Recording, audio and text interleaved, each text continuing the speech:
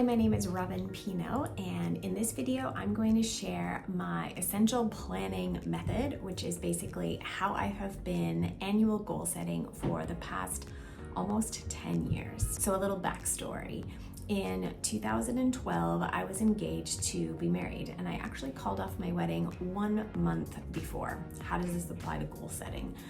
I had been in a very toxic relationship. I had lost who I was. And so over the next year, I was trying to discover who I wanted to be again. I wanted to discover all the things that I had kind of pushed to the wayside, figure out what I liked, what I missed, all of these things. I started annual goal setting after that to just kind of like organize myself. So over the past 10 years, I have kind of perfected this method. I have pulled in like little bits and pieces from other people's goal planning methods to create this, what I'm calling the essential planning method. The reason why I'm calling it the essential planning method is because I made a paper planner to match, and I actually have all of the steps in the planner. In another video, I'm going to share how I use the planner to actually accomplish my goals, but I'm going to talk to you today about just the different steps that I do.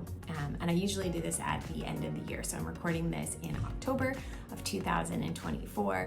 Usually like November, December, I'll start going through all of these steps. I try not to do it all at the same time so I don't overwhelm myself as well. All right, so let's start with step number 1, and that is discovering your core desired feelings for the year. Okay, so core desired feelings are from Danielle Laporte. She wrote a book called The Desire Map. So if you have not yet read this book, I would highly recommend it. I'll put a link below that you can grab it. And core desired feelings are basically like, how do you want to feel as you go through the year? How do you want to feel in the deepest part of your being is one of the questions that she asks. So how I like to think about core desired feelings is, how do you want to feel as you go through the year? How do you want to feel as you accomplish certain goals? These core desired feelings might be specifically around, let's say, like your health and fitness or how you feel in your body. But those will then help guide you in terms of setting goals in different areas of your life. So my favorite way to do this is I go onto Pinterest and I simply search Danielle Laporte core desired feelings. There's a library that you can find on Pinterest, and it's just a whole bunch of images, either with like black backgrounds or image backgrounds, and words. I like to look at all the words and I see which ones kind of stick out for me. So in the past, I have chosen words like wonder. I want to feel wonder as I go through the year. As I travel, I want to feel wonder. I have chosen words like radiant or expansive, confident, bold, vibrant, electric. So those are some of my core desired feelings that I've had over the years. So what I do is I write down all of the core desired feelings. I have a section in my planner, which I'll show you in the next video. Write them all down. And then I star usually like 3 to 4. And those are the ones that like really stand out for me from that laundry list that I have written down. And I think about what areas of my life that I really want to focus on. The next step in my planning method is to do a lifestyle or life category audit. And I'm going to read from my planner the categories that I have put down. I have career, finances, health, fitness, nutrition, travel, home, spiritual, couple, family, friendships, and leisure. So we've got 12 different categories, and I rank them based on 1 to 10. So 1 is, I am not happy with this area of my life. I have got to fix something, or not fix. I want to focus on something, or something's not working.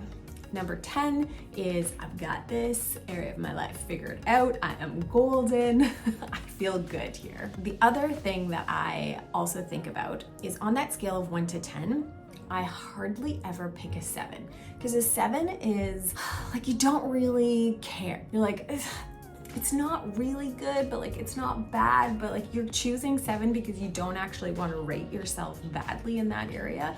So I highly recommend never choosing 7s. If you're going to choose a 7, then like, is it a 7 or is it a 6 or a 5? Like, be honest with yourself. I rank my life categories, and then I will write them all down in order of the lowest scoring category to the best scoring category. And the reason for that that is the next part of my planning method is to set goals, SMART goals, in the lowest scoring lifestyle categories that you have just ranked on. For example, in the past, I have scored low in fitness and health. So that was at the top of my list.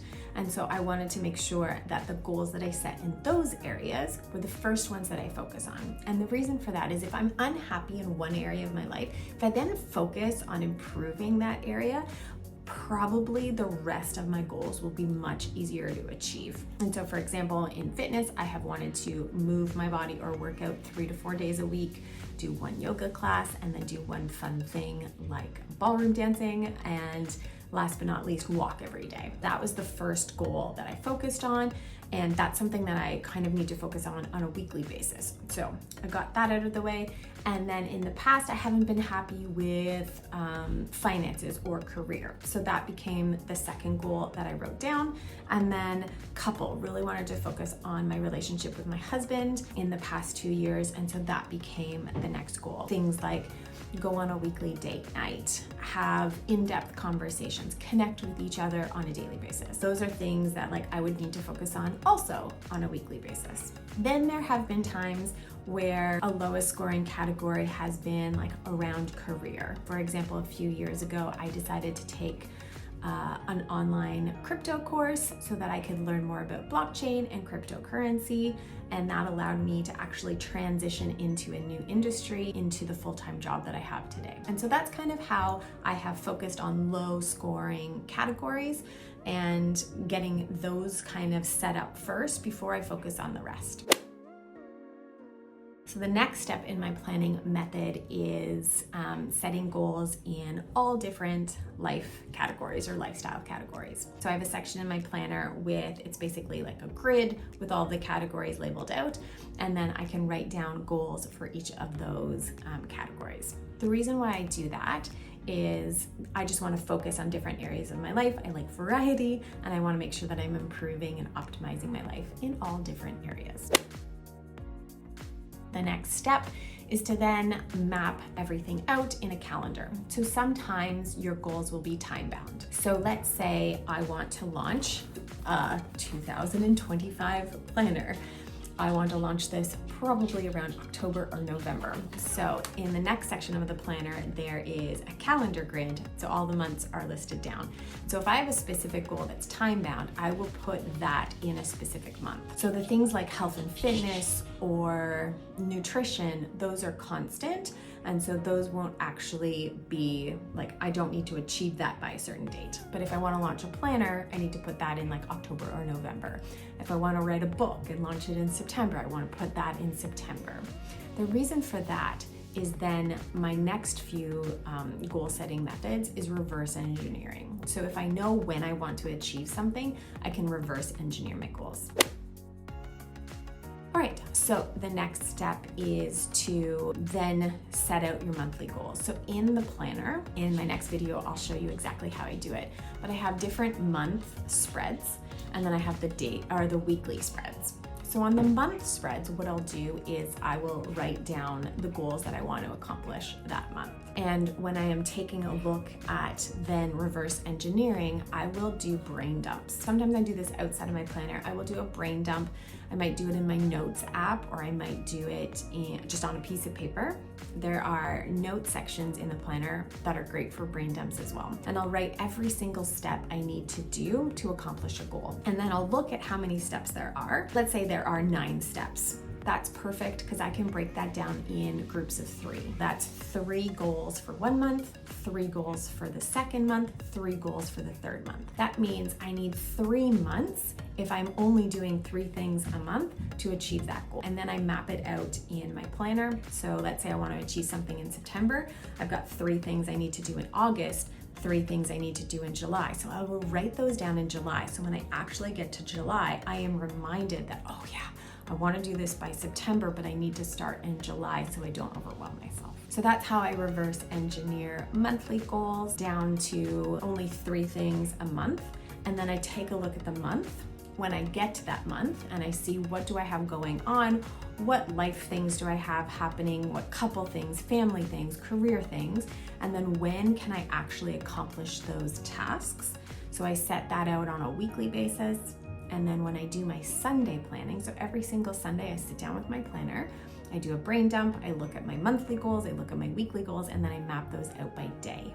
And so that's how I reverse large goals down to months, down to weeks, and down to days. We'll go into this much more in depth in my next video, but I think that's enough in terms of just like giving you the large kind of overview of the essential planning method. If you like to purchase a planner, you can actually head over to my website, robynpineault.com. That's ROBYNPINEAULT.com. The link is down below as well in case the spelling confuses you. And you will find a section on the homepage where you can click through to take a look at the planner. So if you are a paper planner girly, I am excited for you to get your hands on this. I will do a video tour of this as well in another video so you can get all the details. This is just an overview of the planning method that I use to accomplish goals like publishing a book, starting a podcast, publishing a planner. So I hope you found this useful.